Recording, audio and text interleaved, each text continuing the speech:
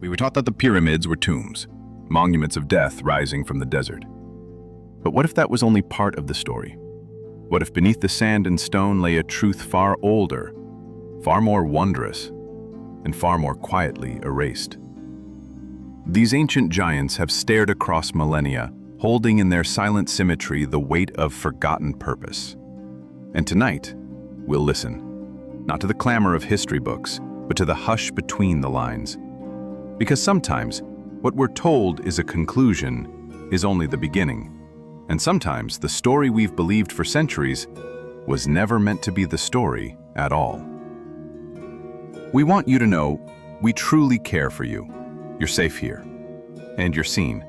Before we begin the story, tell us, where in the world are you watching from and what time is it there? Now grab your coffee and let's get started. They say it was a tomb. They say it was built by laborers dragging limestone blocks beneath a desert sun. But when you stand beneath it, the Great Pyramid of Giza, something inside you hesitates. Not fear, not awe. A pause. The kind of silence that feels older than thought. It's not just the size, though it towers above you with such calm defiance you feel small in a way that has nothing to do with height. It's the precision. Each side aligned almost perfectly to true north, off by only a fraction of a degree. Each stone cut and placed with tolerances modern engineers still argue over. And the base? A perfect square. Not roughly, not nearly. A precision so sharp it whispers mathematics. The corners have not shifted in over 4,500 years, if we even have the date right. And that question, the one that hums at the edge of your mind, if it was a tomb, why build it like a compass that points to the stars? Early Arab scholars climbed its sides and wrote in awe of what they saw. Napoleon brought surveyors with him to Egypt who measured it not like a monument, but like a mystery. Even the scientists could not agree about the tools, about the workforce, about the very purpose. The deeper they looked, the less the story held together. The king's chamber, deep inside, sits at the pyramid's heart. Not decorated, not sealed, just stone, still. A granite box rests there, not carved on site because no one can explain how granite was carved so smoothly without iron tools. Too large to be brought in after construction, but too heavy to have been placed before the walls closed in. And inside? Nothing. No gold, no bones, no story. And perhaps that is the story, that the absence is not an oversight, that the pyramid was never meant to hold a body, but a frequency, a code, a message. Not death, not glory, but stillness. We have been taught that the pyramid was the peak of Egyptian engineering, a great and final burial place. But what if that was the cover story? What if the pyramid was already old when the pharaohs found it? What if the question is not just is no, who is buried there, but who built it in the first place? As the desert wind traces the worn stones tonight, and the stars return to their ancient paths above, we will begin to walk slowly through what we thought we knew, and what may have always been waiting quietly, just beneath the sand. There is a place between belief and knowing. The pyramid lives there, still, watching, and perhaps whispering. Sleep now, as the night deepens around the stone. We will return tomorrow and go deeper. Before the cameras, before the camel rides and guided tours, before even the scribes with their reed pens pressed ink into papyrus, the desert was already remembering. It did not need books. It did not need walls to speak. It remembered in the way the dunes curved with the wind, and how certain stones refused to sink beneath time. It remembered in shadow and silence. Long before Egypt had a name, the people of the sand came and went like breath. They carried no torches, only fire inside their stories, passed from mother to son, from elder to dust. And in those stories, the pyramids were not tombs. They were not even called pyramids. They were the standing ones, the sleeping watchers, the bones of the sky. To the desert tribes, the Bedouins, the wanderers. These giants were not built, but found. They said the land rose once, like the chest of a breathing god, and when it exhaled, the pyramids remained. In whispered tongues by firelight, elders spoke of giants who walked with stars on their shoulders. Not gods, not pharaohs, something else.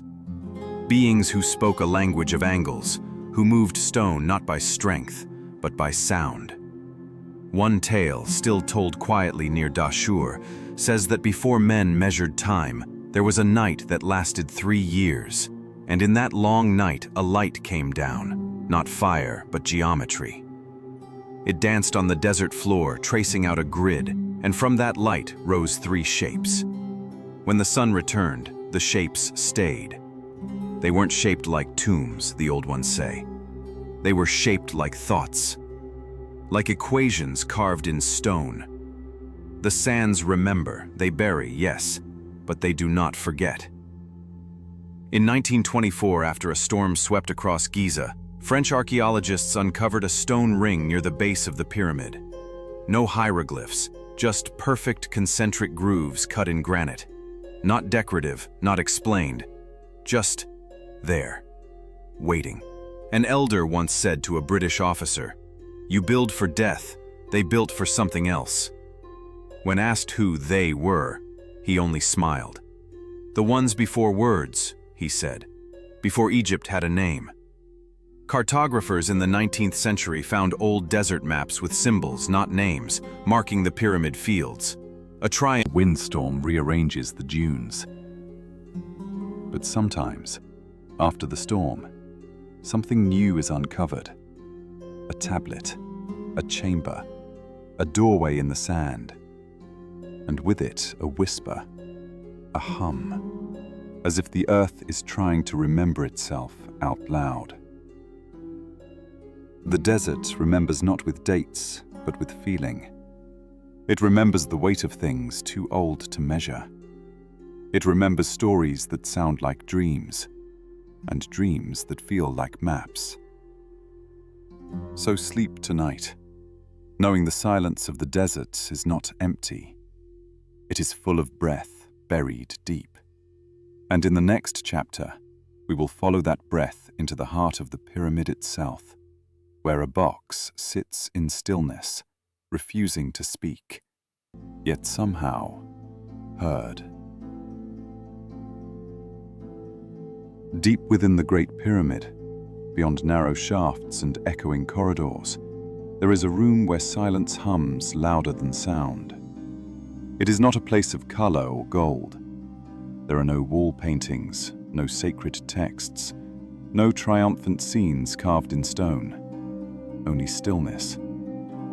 And in the center of that stillness, a single box. They call it a sarcophagus, but there is no body, no lid, no dust of offerings.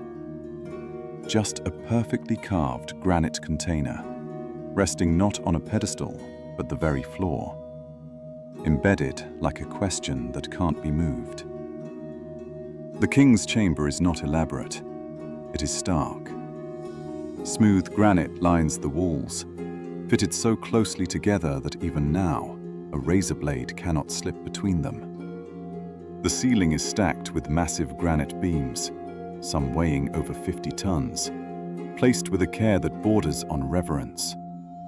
But for what? The box itself is made from a single block of Aswan granite, transported somehow from quarries over 500 miles away. It's too large to have been brought in through the passageways after construction, which means it was placed first. Then the chamber, and indeed the pyramid, built around it. But here is the riddle that keeps even the most rational scholars awake. Why would anyone build the largest and most precise stone structure in the world around an empty box? There are no inscriptions, no hieroglyphs, no seal of the king. And when explorers first entered it, centuries ago, they found nothing, not even the dust of bones. This isn't normal for a pharaoh's tomb. Valley of the Kings, rich with carvings, myths, murals. Even minor nobles had instructions for the afterlife etched into their resting places. But here, in the king's chamber, it's as if the stone itself is the message, and we have no language for it. Some have theorized the box was meant for Khufu, the pharaoh to whom the Great Pyramid is often attributed, but for a frequency. Acousticians have stood inside the king's chamber and clapped. The echoes bounce in strange ways, standing waves, low tones that roll through your chest. Some call it a resonance chamber, an amplifier, or a place meant to tune something, maybe even the human body. Imagine a ritual, not of death, but of transformation.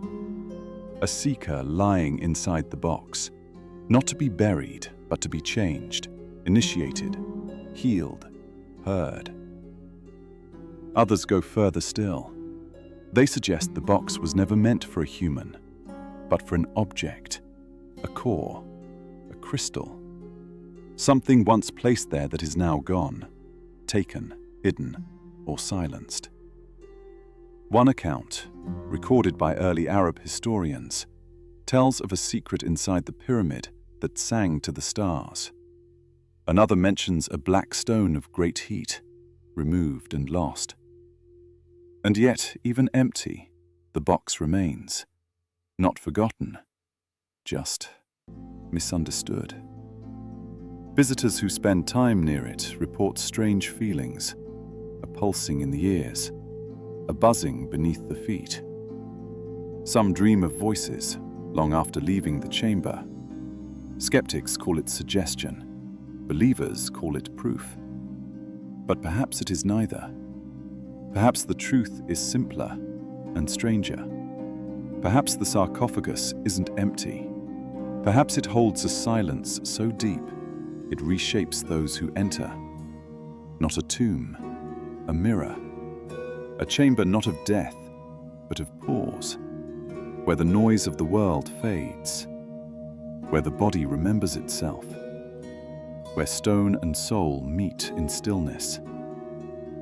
Tonight, rest knowing that sometimes the most sacred places are the ones with no words at all. And tomorrow, we'll follow the whispers upward to the engineers who vanished and the geometry they left behind.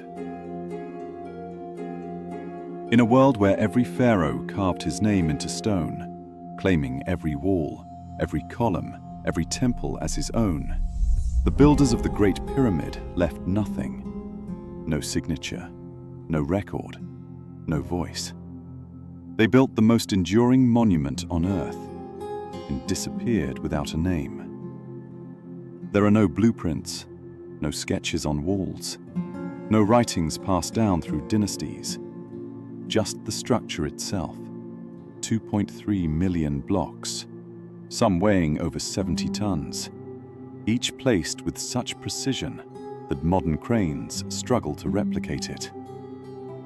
And yet we are told it was peasants with copper chisels, seasonal laborers, rope, mud ramps, dragging blocks up shifting slopes in blistering heat, year after year, for a man who may not have even been buried inside. But copper cannot cut granite, not cleanly, not like this, not with the kind of right-angled corners that even Haven't yet found.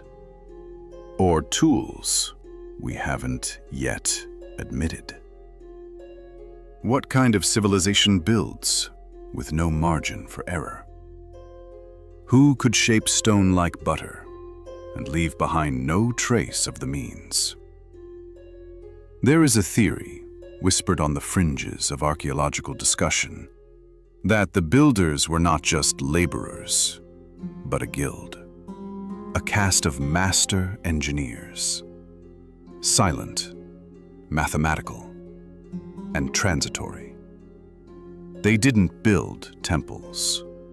They didn't decorate palaces. They left behind only geometry, only form. And when they finished, they disappeared. Some point to similar techniques found far from Egypt. Massive stones in Baalbek, Lebanon, that weigh more than anything found at Giza, cut with the same impossible precision. Megalithic sites in Peru and Bolivia, where stones lock together like puzzles without mortar. A shared fingerprint of technique, but no shared language, no shared name. Were these guilds scattered across the ancient world?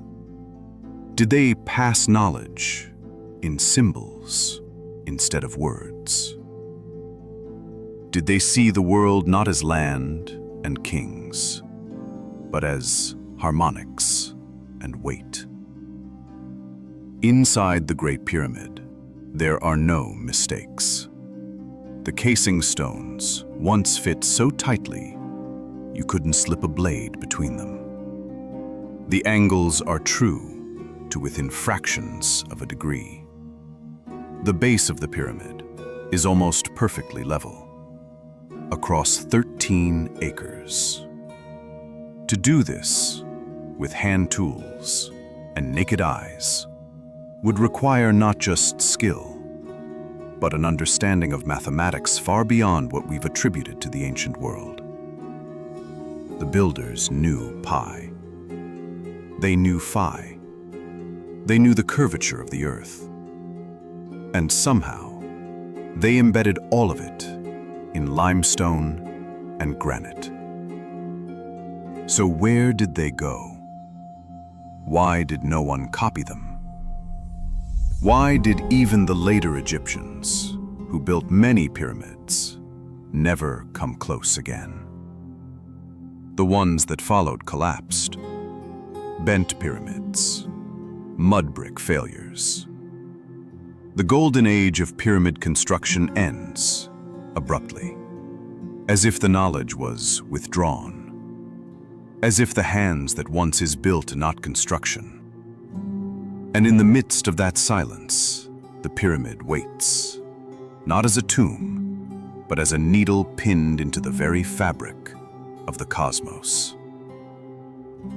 The Great Pyramid's sides face true north, more precisely than our best compasses could measure until centuries ago. Its corners do not wander. They hold fast, as if perimeter reflects the length of the solar year. Its proportions mirror pi, not exactly, but eerily close. Not symbolic, not poetic, mathematically real. How could an ancient structure, supposedly built without iron, without satellites, without computers, encode measurements we only confirmed in recent centuries? Some scholars have tried to dismiss these alignments as accidents, that perhaps the builders happened upon cosmic precision. But what if it wasn't accident? What if it was intention?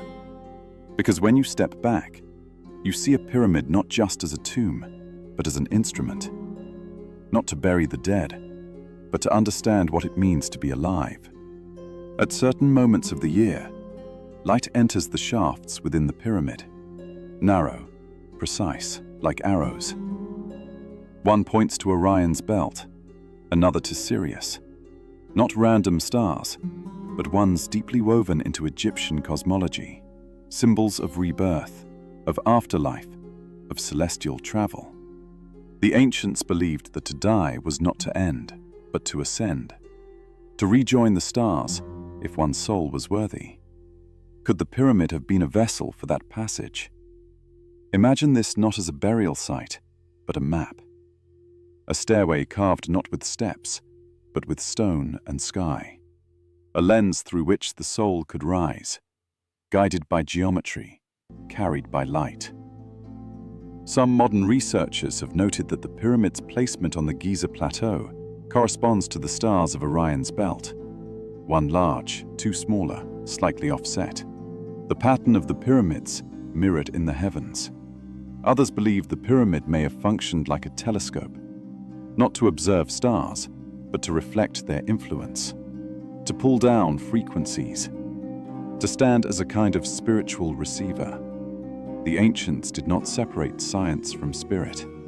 To them, the sky was not just beautiful, it was instruction, it was law, and the pyramid obeyed it.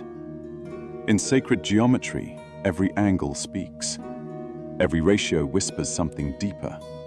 And here, at the heart of Giza, those whispers become form, become weight, become wonder.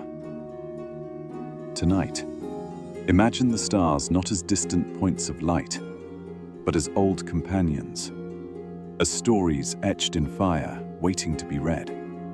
And see the pyramid beneath them, not as a pile of stone, but as a question, a mirror, a prayer. Because maybe it wasn't built to honor death. Maybe it was built to remember where we come from, and where we go when the body is done. Rest now, under the same stars the builders once saw. And tomorrow, we will return to the stone, and the sound it still remembers.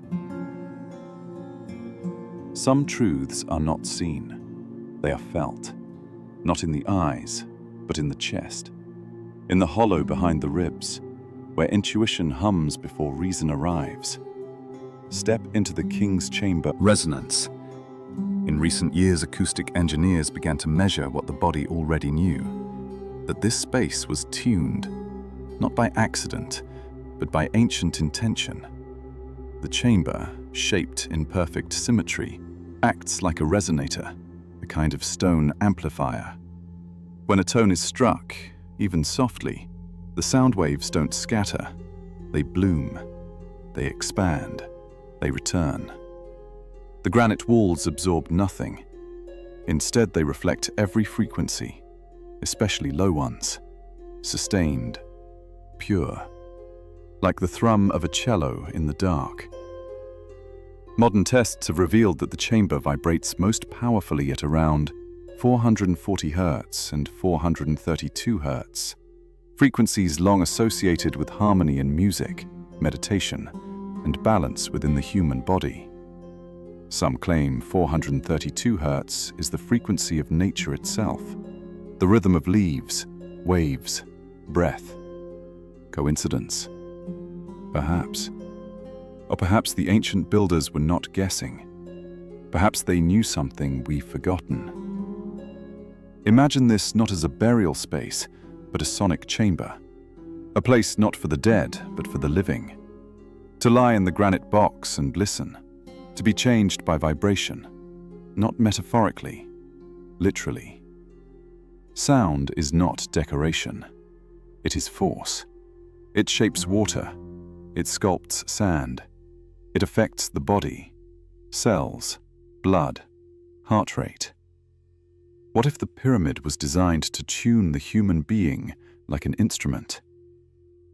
There are stories of initiates, seekers, who underwent rituals inside the pyramid. Not wrapped in linen, but wrapped in sound. Some say they fasted for days before entering. Others say they were guided by priests who chanted tones that caused the walls to breathe. In the legend of Thoth, the Egyptian god of wisdom, there are tales of vocal alchemy, a science not of potions or metals, but of spoken sound that could heal, open gates, unlock memory. Could the builders have encoded this knowledge into stone? Researchers studying the box in the king's chamber found that it too resonates. Not when struck, but when tones fill the room. It hums, it sings back. This is not the echo of an empty tomb. It is something else, an interaction, a conversation. There are even recordings, faint, unsettling, of low vibrations continuing for minutes after sound has stopped. The pyramid does not end noise. It holds it, shapes it, feeds it back into itself. Some believe this chamber was used in healing, that tones were used to align body and spirit, much like tuning forks, that sound waves flowed through the bones, realigning what life had disordered. Others suggest it was a gateway, a launch point, that resonance altered brainwaves, carrying the initiate not into death, but builders didn't want to mark the stone. Maybe they wanted it to speak for itself, to sing for itself.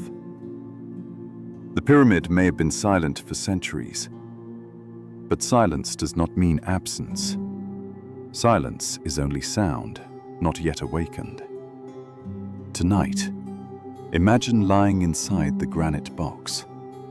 No light, no movement, only breath, only pulse. Only the slow rise of a tone that feels not outside of you, but inside. Not heard, but known. Perhaps you would emerge changed, or perhaps, like the builders, you would vanish. Not into history, but into understanding. Rest now, and listen to your own stillness. Tomorrow we return to the surface, where the Sphinx waits, and where, beneath its paws, something else may sleep. It watches. That is what it has always done. Not moved, not spoken, just watched. The Great Sphinx of Giza sits like an ancient sentinel, carved from a single ridge of limestone, its body weathered, its gaze unblinking. Older than the pyramid it faces, it holds a silence deeper than stone. We were taught it was built by Pharaoh Khafre, that it was meant to resemble him. But its face, it does not quite fit. Too small for the shoulders, too reworked. As if it wore a mask that was added later, long after its true identity was forgotten. And the body, carved not in layers, but in swooping, powerful strokes. Not built, revealed.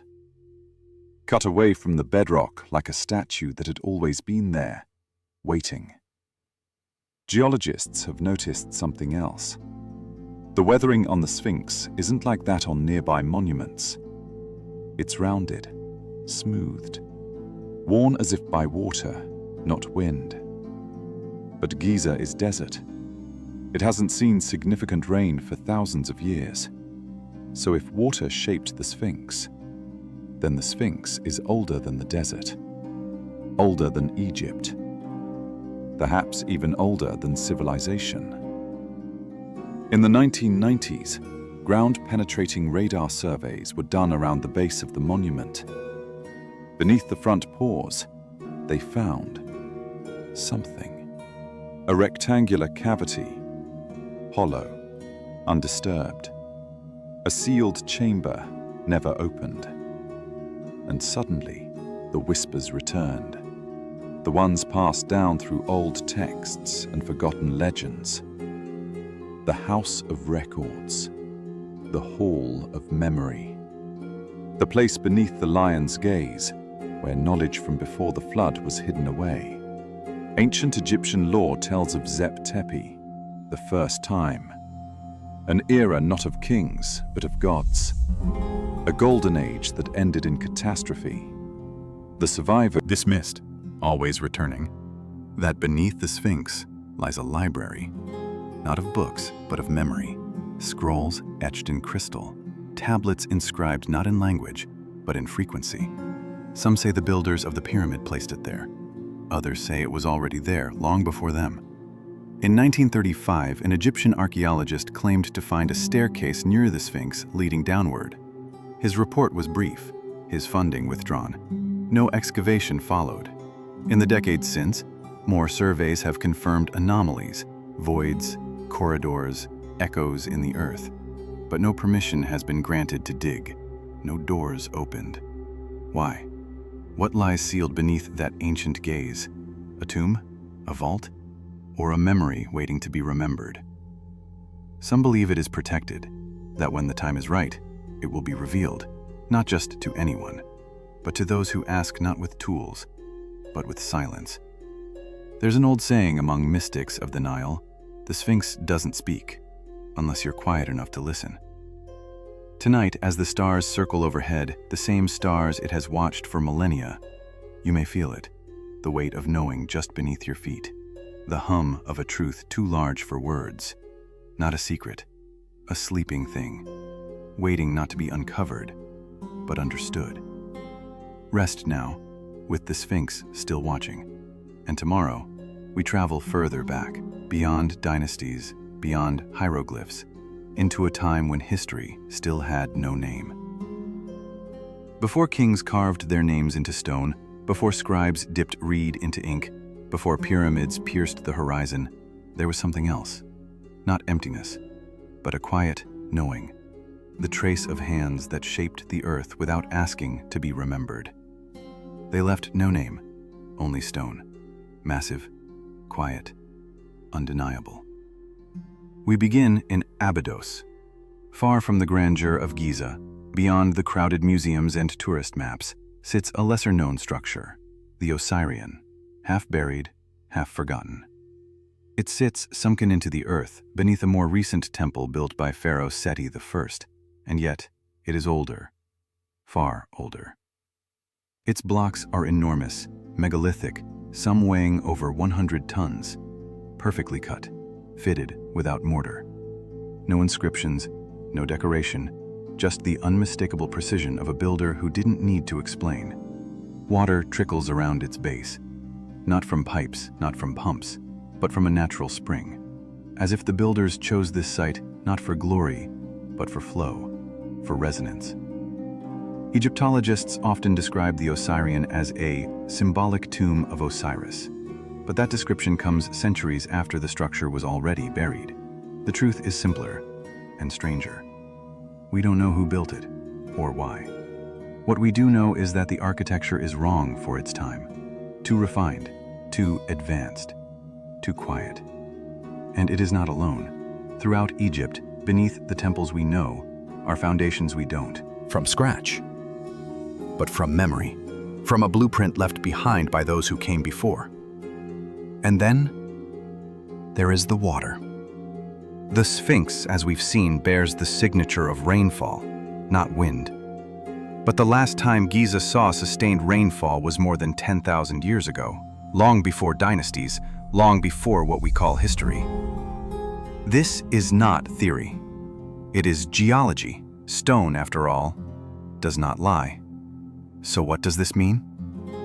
Who are the builders whose work we keep finding beneath the sand? Some call them the first civilization, others the forgotten ones. In Egyptian mythology, they are remembered as the gods, but gods, in myth, are often just memories that refuse to die. In the Temple of Edfu, carved into its walls, is a story rarely translated. It tells of a time when the world was destroyed by flood and a sacred land was lost. The survivors, the shining ones, came to Egypt and began to build. Not as rulers, but as rememberers. They did not bring power. They brought proportion. They brought sound. They brought stone. And then they disappeared. No skeletons, no names, only echoes. Every culture has its Atlantis, its golden age that ended, its people who vanished. We think of civilization as linear, a steady climb, but perhaps it rises and falls, like breath. And between those breaths, some things are hidden. Not because they are lost, but because we are not yet ready to find them. The builders who came before Egypt did not ask to be worshipped. They asked to be understood. And they left clues not in books, but in mass, and angle, and silence. Maybe that's why we miss them. We were looking for names when we should have been listening for harmony.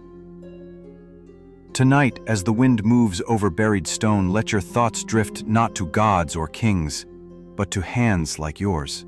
Hands that shaped the earth to remember the sky, and then walked quietly away. Tomorrow we turn to the stone itself, to the granite that resists time, and the impossible cuts that should not exist. Granite is not forgiving. It is hard, crystalline, and unyielding, formed over eons in the heart of the earth. Even today it requires diamond-tipped saws and high-powered tools to shape it with precision. And yet, in ancient Egypt there are surfaces so smooth they feel soft. Curves so perfect they could pass as modern sculpture.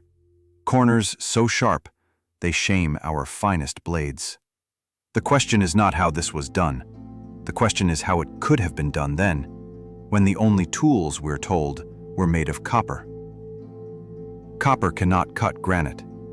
This is not speculation, this is metallurgy. Copper is soft, granite is not.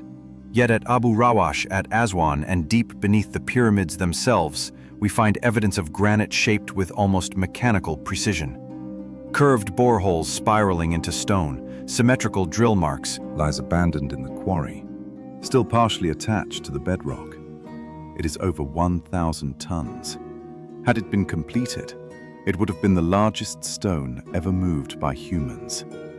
But what captures the attention of modern engineers is not its size. It's the scoop marks, smooth, repeating cuts along its base, made not with chaos, but rhythm. Were these made with pounding stones, as textbooks say? Possibly. But experimental archaeologists have tried to replicate the marks, and the results are crude, uneven, nowhere near the fluid, parallel grooves left on the original stone. So who, or what, cut them? Enter the skeptics. Not mystics, but machinists. Engineers from the modern world who look not for symbols, but tolerances. Men and women who design engines and turbines.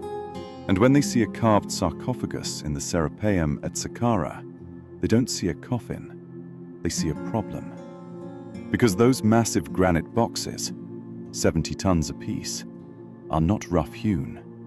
They are perfect, polished, squared, their inner corners sharp as razor edges, their surfaces flat within thousandths of an inch, precision you expect from aerospace factories, not underground chambers dug by torchlight 3,000 years ago. When these engineers measure the surfaces with modern tools, straight edges, calipers, laser levels, they don't nod in admiration, they frown, because something doesn't add up. A master toolmaker named Christopher Dunn once ran a straight edge across a sarcophagus wall in the Serapeum. What he found was mirror flatness, far beyond what chisels and hammers could achieve. He called it impossible precision. Not just for ancient Egypt, but for any culture without advanced lathes or milling equipment. So where are the tools? They've never been found. No drills, no blades, no factory. Just the artifacts, just the evidence of a technology that seems to have vanished without a trace. At Abu Sur, there are granite vases so finely carved, but the interior openings defy explanation. Thin-necked jars, hollowed from a single block. How do you carve a vase from the inside without splitting the stone? Machinists stare at them like riddles. These are not ceremonial, these are not decorative, they are technological. Skeptics try to explain it away. They had patience, they had skill. Yes, but patience does not cut granite. Skill alone does not produce drill marks in spirals. There is a difference between craft and engineering, and these artifacts speak a language of geometry, not guesswork. So what happened? Where are the blueprints, the machine rooms, the foundries? They are gone. Not eroded, erased, or never recorded. Some say That the builders worked not for empires, but for memory, for resonance, for something sacred. And when they were done, they let the sand bury what they left behind. Tonight, as you picture the sun setting over the pink granite of Aswan, imagine the hands that once shaped it, not with brute force, but with elegance, not for conquest, but for continuity. And tomorrow, we'll turn our gaze to what was not found inside the pyramid, the tomb that no one ever used. A tomb tells a story, not just of the one buried, but of the culture that placed him there. There is art, there is ritual, there is memory, carefully carved, deliberately preserved. So when we step inside the Great Pyramid and find nothing, no mummy, no grave goods, no funerary texts, no offerings to the gods, something begins to shift. This was supposed to be Khufu's eternal home, the apex of his reign, the Great Pyramid that bore his name, housing his body for all time. But there is no name carved into the walls, no decoration, no sign of divine passage. Compare this to the Valley of the Kings, to tombs like that of Tutankhamun. There the walls bloom with color, scenes of gods and judgments, boats through the underworld, protective spells for the soul. The body is sealed, surrounded by gold and food, amulets and love. But the Great Pyramid, bare, empty, silent. Even the so-called sarcophagus in the king's chamber is wrong. Too large for the passageways, too plain for a king. No inscriptions, no symbols, no crown. If this were a tomb, it would be the most unusual in Egypt. And yet, we still call it one. Early archaeologists, those first into the pyramid in the 9th century, expected riches. They found dust. They expected bones. They found air. No treasures were ever recovered from the Great Pyramid. None of the typical signs of pharaonic burial. No sealed vault. No coffin. No remnants of ritual. So why persist in calling it a tomb? Some suggest it was robbed, but robbers do not remove every trace. They take gold, not granite. They do not erase the walls. They do not clean the chambers. Others argue it was symbolic, a cenotaph, a monument to power, not a place of burial. But even Sarcophagus. Only a pyramid that refuses to be what we said it was. In this, perhaps, lies the quiet brilliance of the structure. It allowed itself to be named, but it never confirmed the name. It endured, not as a monument to death, but as a riddle. A machine wrapped in mystery, a question mistaken for an answer. Tonight, let that question rest beside you. What do we call things simply because we cannot understand them? What truths do we bury beneath the names we give? And tomorrow, we will explore the forgotten ones who may have held the key, priests of sound and stone, and the balance they once guarded. There is a whisper that runs through the oldest texts, not shouted, not carved in triumph, but spoken like a breath between lines, the masters of the balance. They appear not in stories of war or wealth, but in myths of sound, of shape, of stillness. Priests, but not in the sense we use now. They did not serve temples of gold. They served harmony. They were not worshippers, they were tuners, not of harps or voice, but of matter itself. Ancient Egyptian scrolls refer to a priesthood that guarded the secrets of resonance. Their names are lost, but their titles remain. Keepers of the measure, voices of the stone, servants of the one sound. Some believe they were engineers of the invisible, that they did not command armies, they commanded vibration, that they could make stone move, not through force, but through frequency. A temple near Saqqara bears fragments of a hymn. To know the word is to weigh the world. To speak is to shape. To sound is to raise. In modern terms, this would sound like poetry. But in ancient thought, words and matter were not separate. To speak something was to change its state. To name was to affect. Was this metaphor or memory? In the reliefs at Abydos, strange tools are depicted. Tuning forks, bowls, rods.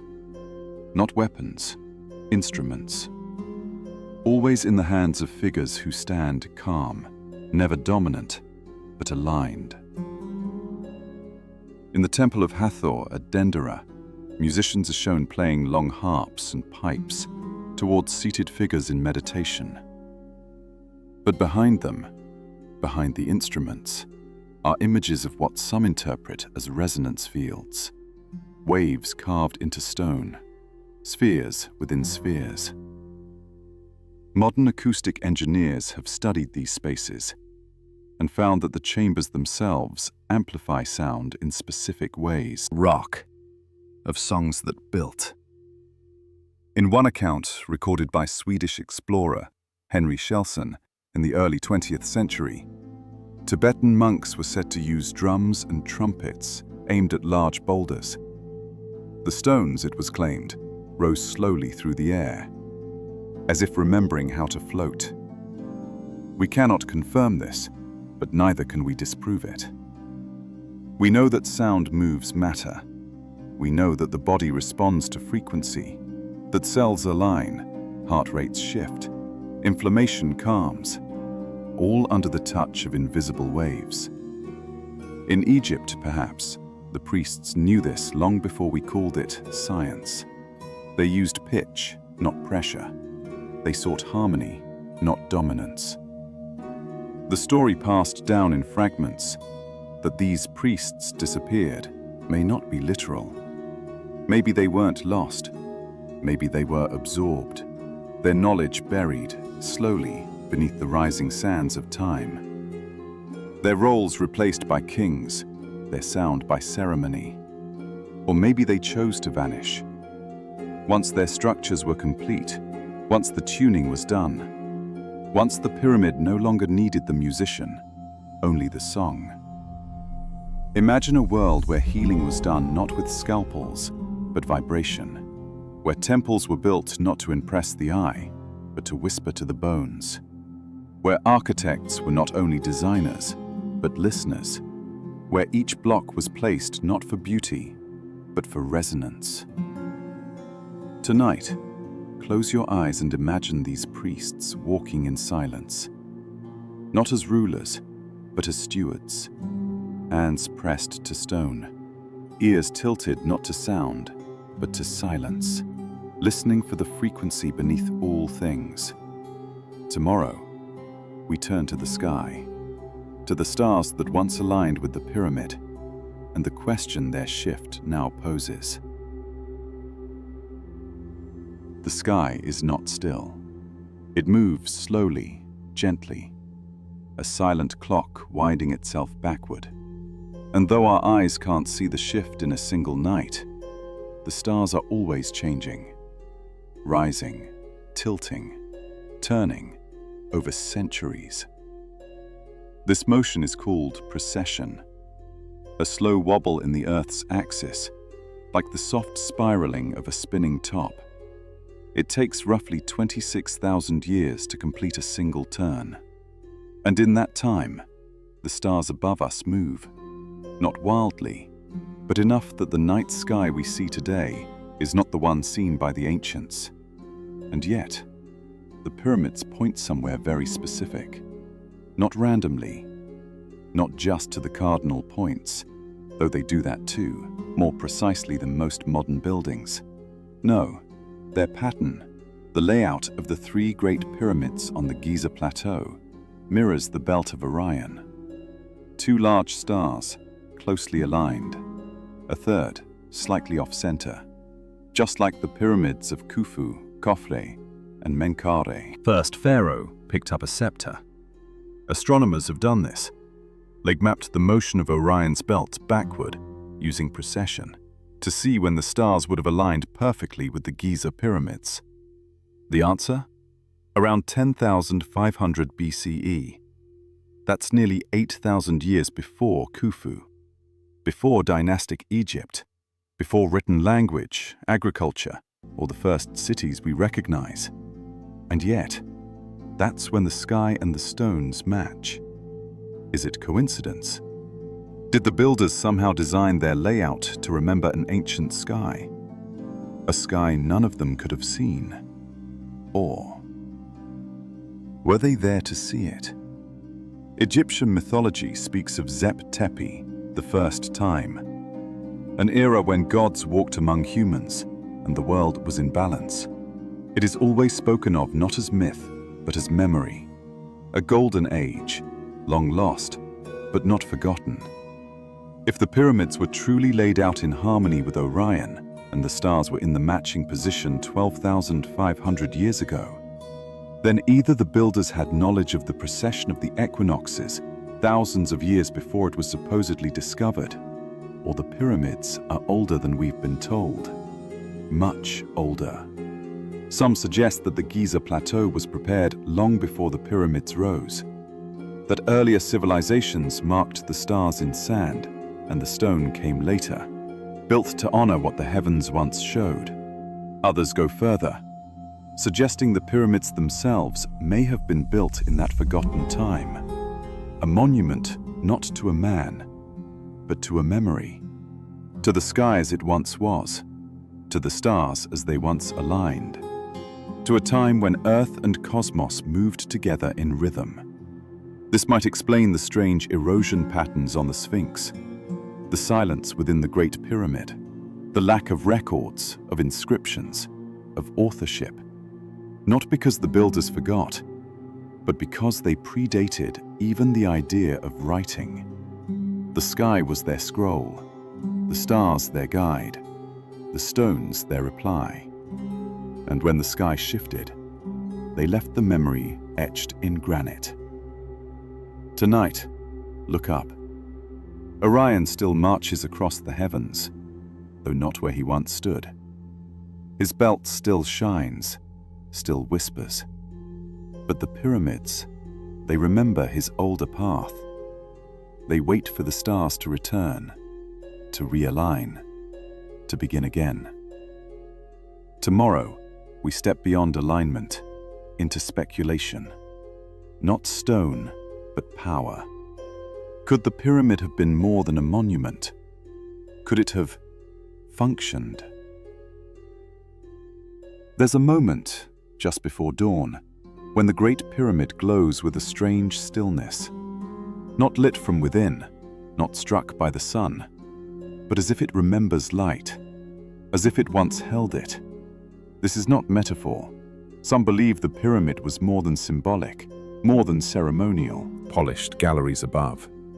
These subterranean spaces, long ignored by mainstream archaeology, hold signs of water.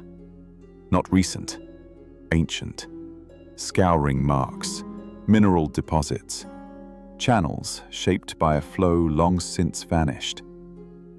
Some researchers propose that water once moved through these channels, pumped from the nearby Nile, perhaps intentionally, perhaps seasonally, and as it flowed, it vibrated, generating pressure, resonance. In this theory, the pyramid wasn't static. It was alive, energized by a natural force, guided by a geometric structure. Within the king's chamber, the granite box, the so-called sarcophagus, sits on a platform above the floor. Beneath it, mysterious slots, as if it was once part of a system, connected, activated. Granite, especially Aswan granite, contains quartz crystal, piezoelectric in nature, which means that under pressure it can produce electricity. Could the vibrations of water, combined with the quartz within the chamber's granite, have generated an energetic field? It sounds like science fiction, but so did solar panels once. So did wireless sound. There are more anomalies. In 1993, the UPUART project used robot probes to explore the narrow shafts leading from the Queen's chamber. At the end of one, they found a small door. Behind it, another chamber, more doors, more sealed spaces. No one knows what lies beyond. But electrical sensors detected strange electromagnetic fluctuations, not static, not random. Some believe the entire structure acts as a resonant cavity, that energy builds and cycles through its passages, a kind of harmonic field, not felt as heat or light, but as influence. In 2007, electrical engineers conducted tests on the pyramid and found that it could focus electromagnetic energy into its internal chambers and into its base, not metaphorically, mathematically. Even the materials are telling. The original casing stones, the smooth white limestone that once wrapped the pyramid, were made of highly conductive dolomite. They reflected light so brilliantly that the pyramid was once said to shine like a star. Inside, the granite of the king's chamber could serve as a dielectric material, and the tunnels beneath may have allowed for the flow of groundwater to act as a conductor. A closed system, a layered machine, not industrial, but intentional. If this is true, then we must ask, what was it powering? Some suggest communication, that it sent signals not over land but sky, not to people, but to something beyond. Others say it was for healing, that energy within the pyramid altered the body, not with radiation, but a gate, a conduit, a way of focusing Earth's energy not outward but inward, to awaken something within us. Even if these ideas seem far-fetched, they point to a truth we can no longer ignore. The Great Pyramid was not built like any other tomb. Its structure, its materials, its chambers, all hint at function. And in every culture, from Vedic India to the Andes, we find echoes. Stone structures aligned to Earth's grid, temples with sound chambers, stones that hum. Were they all tapping into something deeper? Not magic, not miracle, but a science we've forgotten how to speak. Tonight, let your thoughts drift to a time when stone wasn't silent, when architecture was not a wall, but a wave, when builders tuned structures like songs, and the earth responded. Tomorrow, we'll examine what was left out of the pyramid, not what was forgotten, but what was never written. Egypt spoke in symbols. It carved its prayers into walls, painted its stories across tombs, etched its gods into stone. Every pharaoh proclaimed his divinity in reliefs. Every noble recorded his journey, his name, his fate. The dead were surrounded by words, thousands of them, to guide, to protect, to remember. But not here, not in the Great Pyramid, not in any of them. No hieroglyphs, no spells, no names. Just stone, smooth, silent, intentional. It is perhaps the most glaring anomaly of all, and the one least questioned. We call them tombs, but they hold no funerary texts. We call them monuments, but they offer no dedications. Even the most modest tombs of the 5th dynasty are covered in writing. The Pyramid of Unas, built after Khufu's, contains the pyramid texts, dense walls of scripture to help the king ascend to the heavens. Yet Khufu's pyramid, larger, older, more complex, says nothing. Is this absence an accident? Was it looted, scraped clean, defaced by time? No, the stones themselves tell us. They were never carved, never prepared for decoration. There are no traces, no starts and stops, only pure, uninterrupted surface. This was not vandalism, this was design. So the question becomes not what was erased, but why there was nothing to begin with. Were these pyramids built before Egypt learned to write, before words took shape on clay and scroll? That would place them not just before the dynasties, but before history itself. It would mean they predated literacy, predated story, predated time as we record it, and still they stand. That kind of silenced Pyramids spoke to those senses, not to the eye, but to something older, deeper, less easily erased.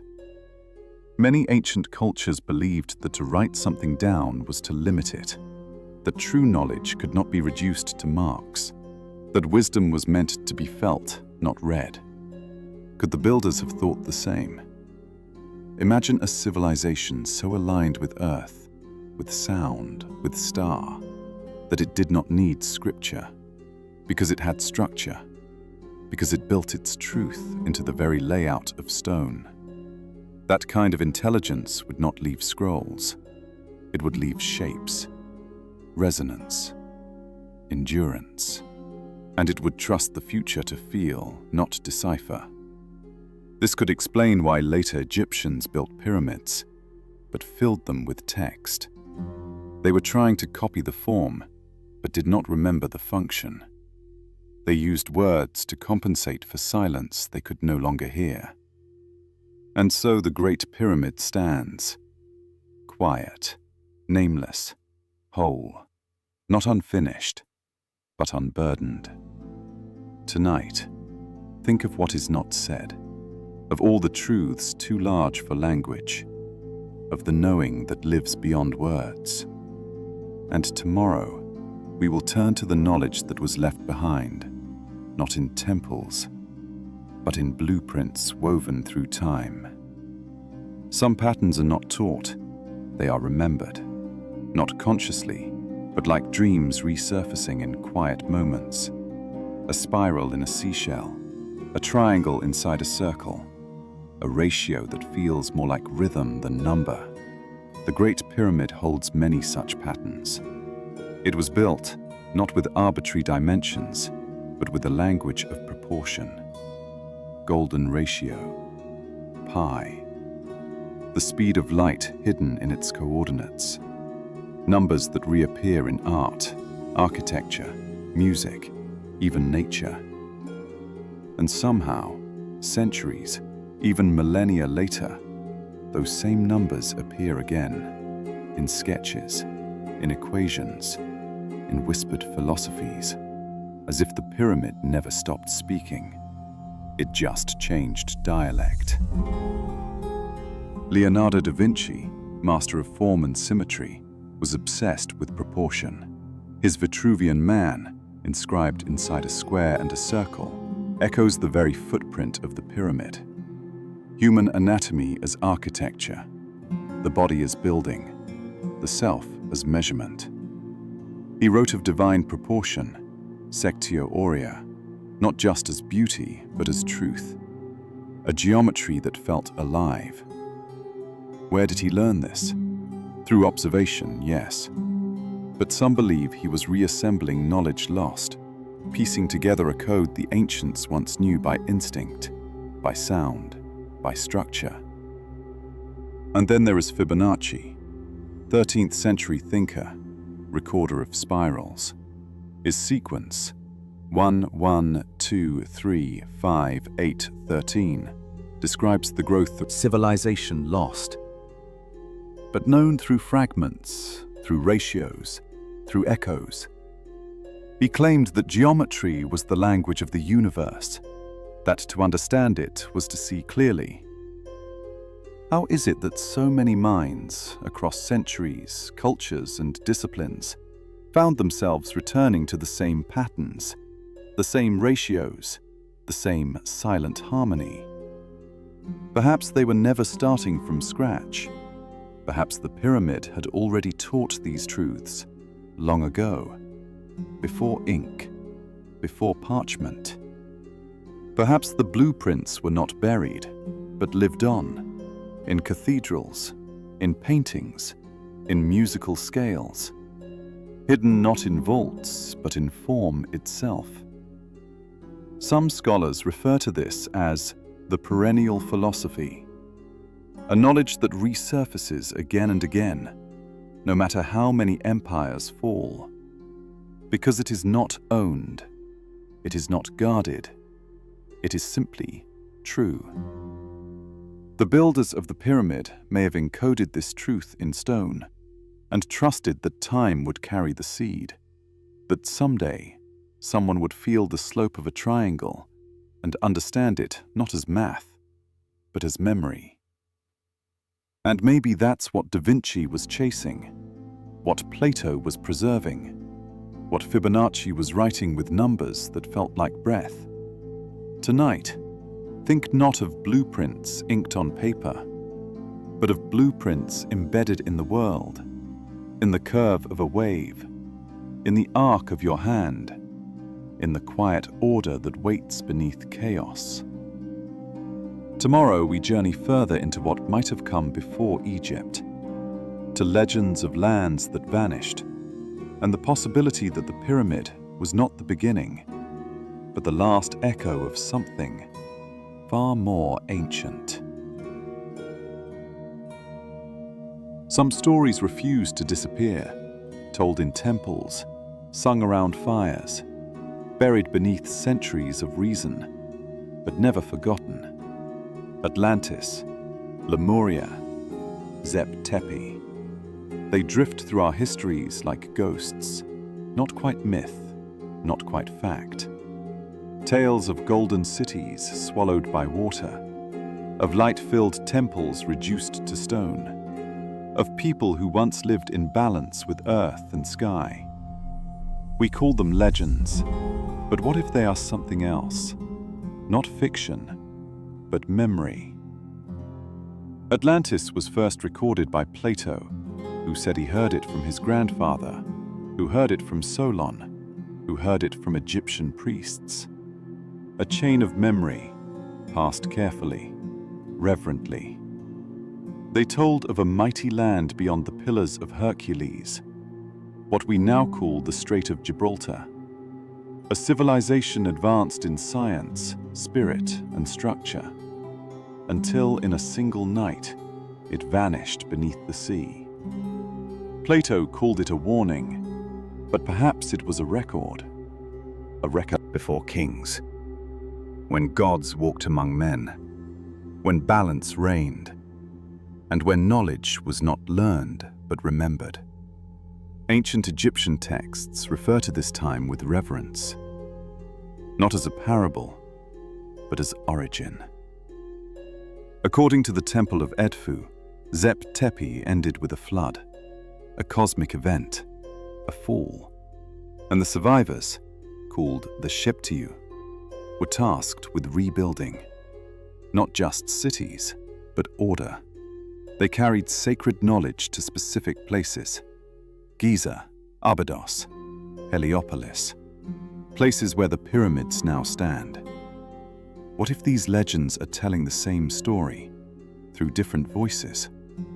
What if Atlantis, Lemuria, and Zep Tepi are not separate myths, but a shared trauma, a shared past, one lost not once, but twice, first to water, then to forgetfulness?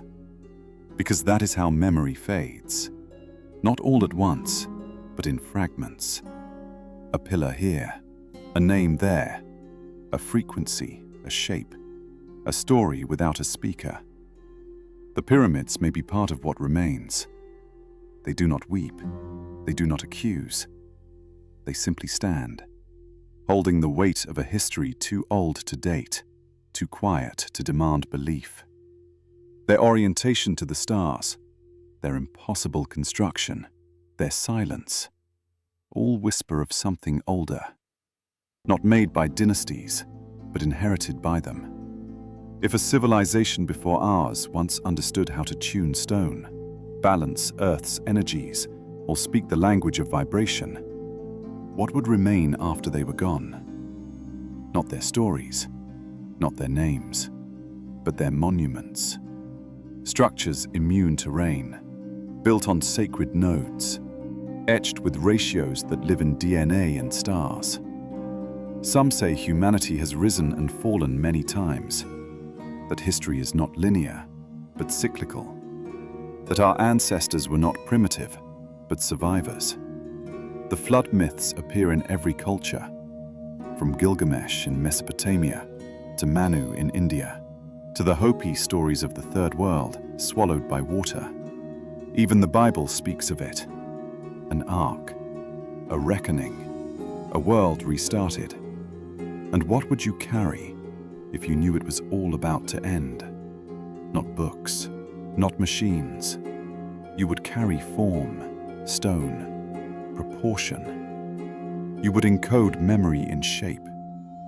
Maybe the pyramid was never meant to be understood. Maybe it was meant to be endured. A last lighthouse from a world we no longer claim. Because to claim it would mean rethinking everything. Not just when we began, but who we've been before. Tonight, allow for the possibility that we are the younger ones, that beneath our feet lie not just the remains of Egypt, but the bones of a much older story, whispering through the sand. And tomorrow, we Knowledge of scrolls etched with the remnants of a world that came before. Plato spoke of it, though not by name. In his dialogues, the Egyptian priests of Sais tell Solon that their people remember what the Greeks have forgotten, that the world has ended many times, and only Egypt preserved the memory, that in their sacred halls were records from before the flood, from before history. Arab chroniclers centuries later added to the story. They claimed that under the Great Pyramid, or near it, was a chamber sealed with ancient wisdom. Some called it the Hall of Records, others the House of Knowledge, a place built not for kings, but for preservation.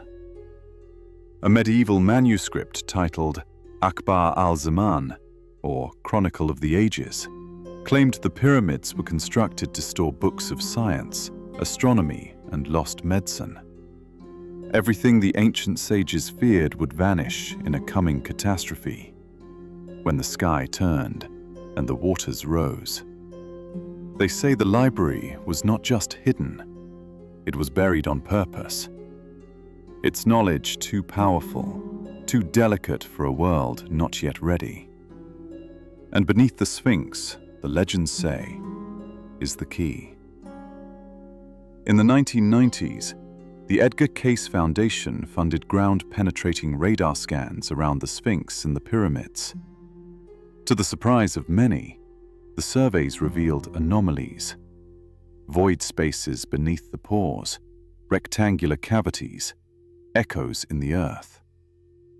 Egyptian authorities denied any connection. No excavation permits were granted, and the story, once again, retreated into silence. But the idea refuses to fade. Some believe the Hall of Records contains scrolls from Atlantis.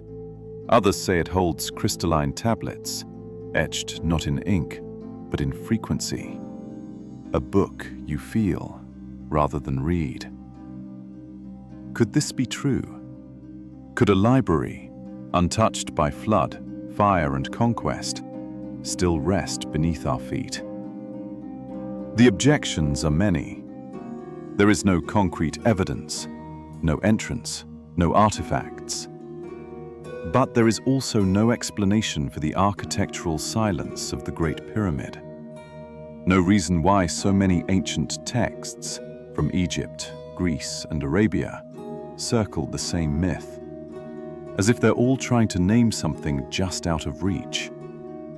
Even the layout of the Giza Plateau has prompted speculation. Some see the three pyramids and the Sphinx not just as monuments, but as markers, a map, pointing to a deeper truth, not in the stars, but below. There are patterns beneath Giza's surface, stonework and tunnels that don't connect to any known tomb. Subterranean chambers that serve no obvious purpose. Blocked doorways, stairways that end in stone. Pyramids do not teach us in words. They show us in structure. Perhaps the library is the opposite. Words too dense, too potent to be left above ground. There is beauty in the possibility that someone, long before kings and borders, cared enough to save knowledge for us, not gold, not power, but wisdom, and that they trusted we would one day come looking. Tonight, let the silence speak. Not everything sacred is lost. Some truths sleep and wait for the right hands. Tomorrow, we turn to maps. Charts that should not exist, that show lands untouched by ice and coasts that hadn't yet been drawn. Maps from before the known world.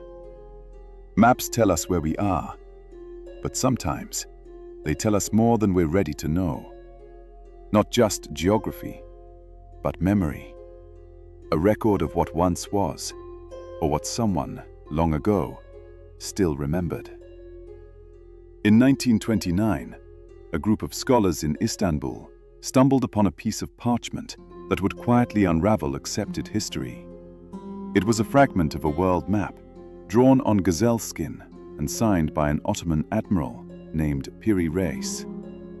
At first glance, it seemed ordinary.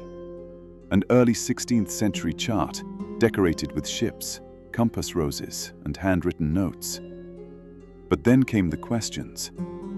Because the southern edge of the map, sketched decades before Antarctica was officially discovered, showed a landmass at the bottom of the world. And not covered in ice, not blank or imagined, but detailed. Ridges, mountains, coastlines. The shape of this land bore a striking resemblance to Queen Maud Land, a part of Antarctica that now lies buried beneath miles of ice. But how? Piri Reis claimed he had compiled his map from even older sources, some dating back to the time of Alexander the Great. He wasn't guessing, he was copying. Which means someone, long before telescopes, satellites, or aerial surveys, had mapped Antarctica's coast as it looked without ice. A landscape we only confirmed in the 20th century using seismic equipment. To accept this is to admit that an ancient civilization had not only explored the globe, but understood it, and preserved that knowledge. And the Piri Reis map is not alone. The Bush map, published in 1737, showed Antarctica as two distinct landmasses separated by a waterway, a configuration only verified by modern science in the 1950s. How could a French geographer, centuries before ice-penetrating radar, draw what was invisible? He too claimed access to older sources. Then there's the Orontius Phineas map from 1531, again showing Antarctica, accurately placed and sized. Again without ice. Again, impossibly early. What connects all of them isn't just the geography. Green. Alive. Was it? Satellite scans in recent years have revealed ancient watercourses beneath the desert. Dry now, but once wide as lakes. The Sahara was green once, a savanna of rivers, trees, life, and possibly civilization. Could the Nile have once flowed from a source now buried beneath dunes?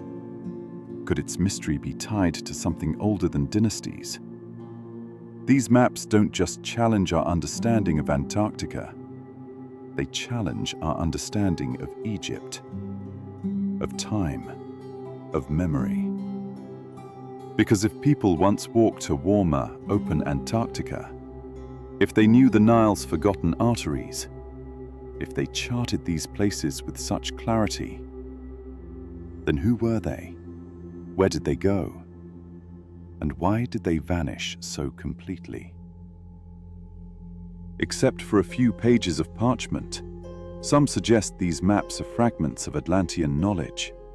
Others say they're echoes of Zep-Tepi, passed down through Babylon, Alexandria, and into the libraries of medieval scholars, each copy losing a little, but never losing everything. This is not just about land, it's about continuity, about the possibility that civilization has risen before and left behind clues not in temples or tombs, but in measurements, maps, ratios too perfect to forget. The pyramids, too, are maps, oriented with cardinal precision, anchored to stars, embedded with ratios of Earth's curvature, the speed of light, the golden section. Were they trying to tell us something? Not just where they were, but when and who. Perhaps the pyramid builders, or those before them, knew the world as a whole. Perhaps their knowledge was not erased, just hidden in plain sight, drawn into parchment, etched into stone, left for those who would look carefully and ask quietly. Tonight, let your thoughts drift over coastlines now frozen. Imagine lands we no longer teach, rivers we no longer follow, knowledge we are only just beginning to remember. Tomorrow, we return to the land itself, and the curious truth that some places on the plateau remain forbidden, not forgotten, just closed. There is a silence beneath the sand, not the silence of emptiness, but the silence of something sealed, just out of reach, close enough to feel, too close to touch. Across the Giza Plateau, there are places where entry is denied. Not because of danger, not because of instability, but because someone, somewhere said, no.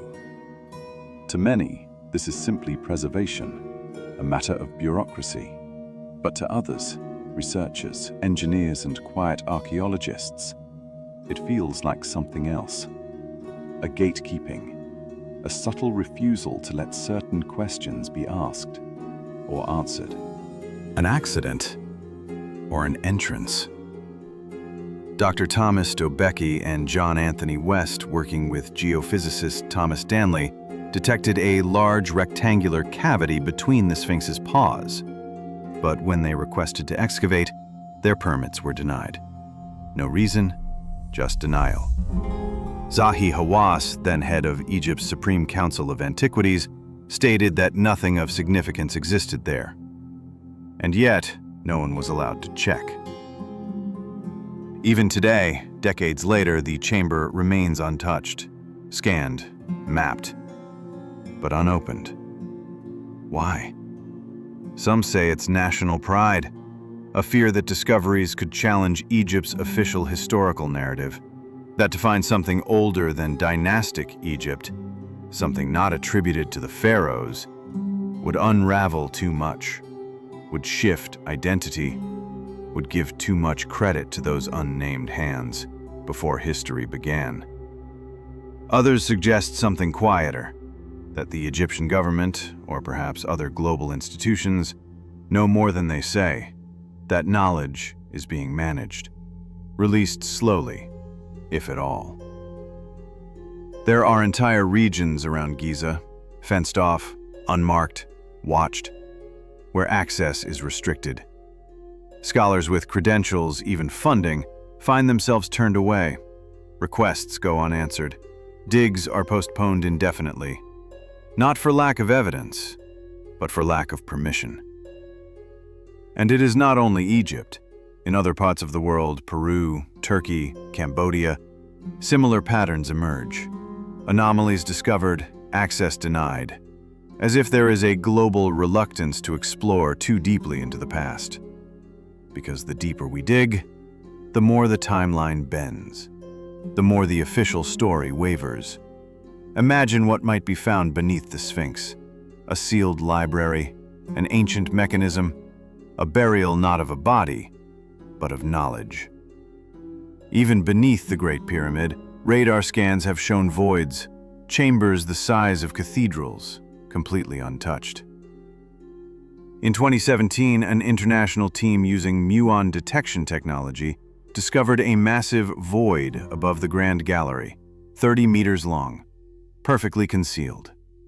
The Egyptian authorities acknowledged the discovery, but no one has entered. No exploration has taken place. The void remains void. This begs a question. If you had built something to last beyond your civilization, a message, a mechanism, a warning, wouldn't you hide it where only the persistent would look? Wouldn't you seal it where silence would protect it from noise? Perhaps the ancients did exactly that. Perhaps what we seek is already there. Not lost, just locked. And perhaps someone, somewhere, holds a key, or fears what might be opened. It's tempting to believe this is conspiracy, but maybe it's something simpler. Maybe the weight of... They sense what lies beneath is not treasure, but something far more sacred. And in that sacredness, there is risk. Not of collapse, but of awakening. Tonight, imagine standing at the edge of such a chamber, not knowing what lies beyond, only that it was meant to be found. Eventually, only that it waits, quiet, complete, just a few feet beneath our feet.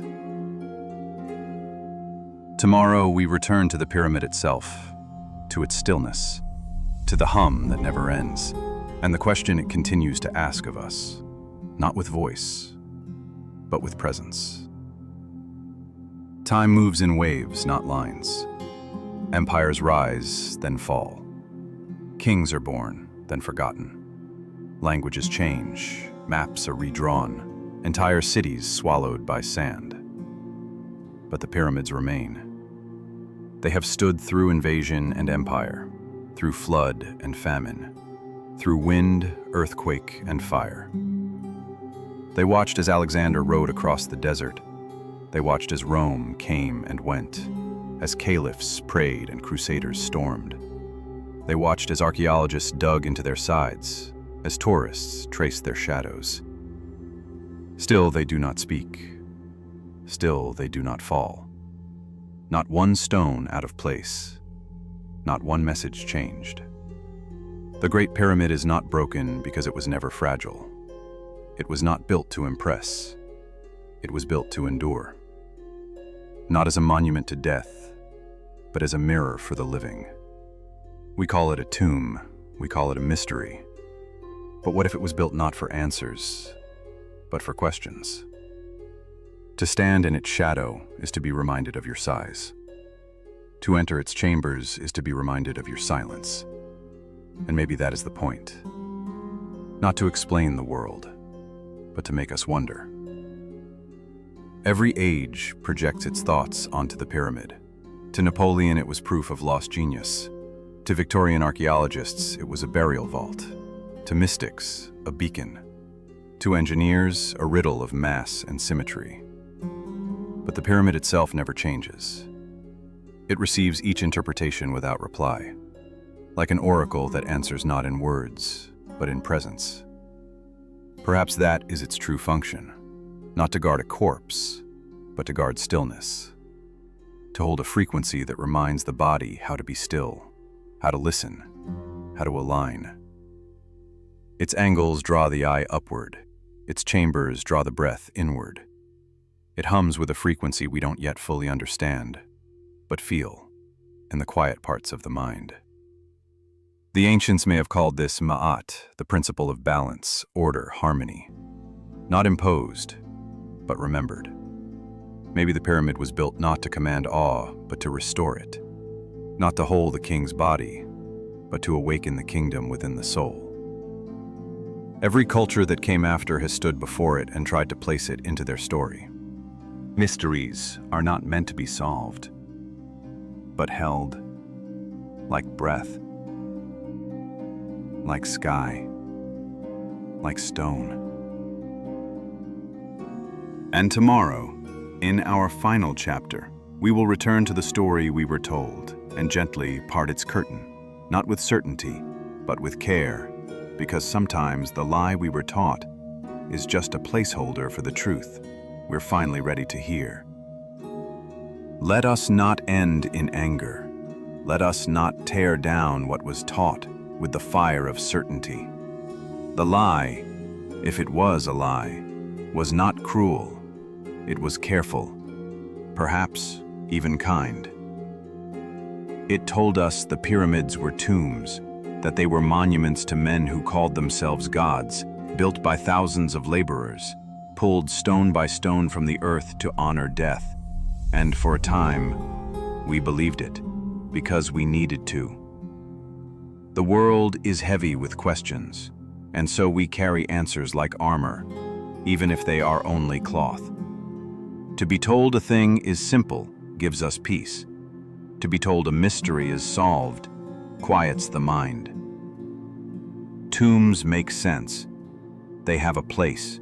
They have an end. But tonight, you've felt the hum beneath the stone.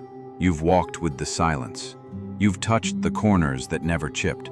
You've listened for what the walls never said and found it was more than nothing. It was invitation, not a command to believe, not a demand to disprove, but a gentle pulse asking, "Are you ready to wonder again?" Maybe the story we were given wasn't wrong, just incomplete.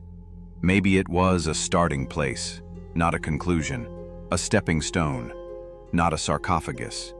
Because if the pyramid was not a tomb, then it becomes something else, something without a label.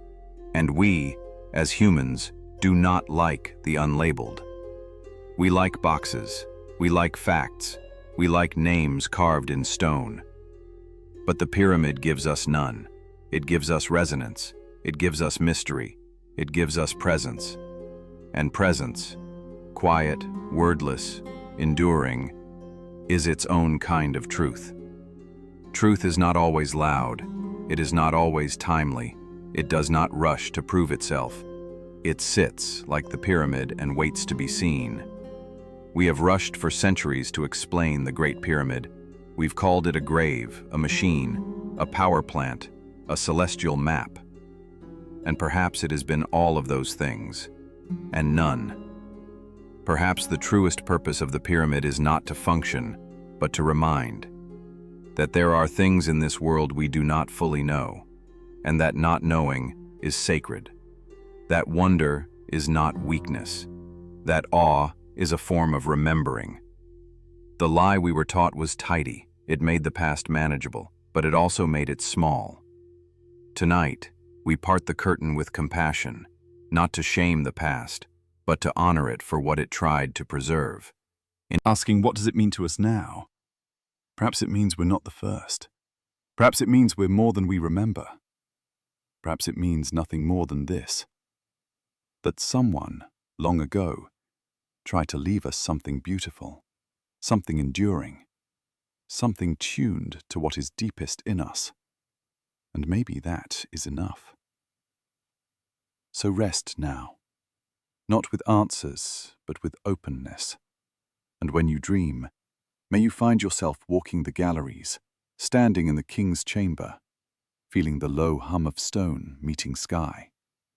May you remember what it feels like to be small, but not alone. And when you wake, know this: some truths are not taught, they are felt, they are built, and they wait, still, watching, like the pyramid, like the mystery that made you listen.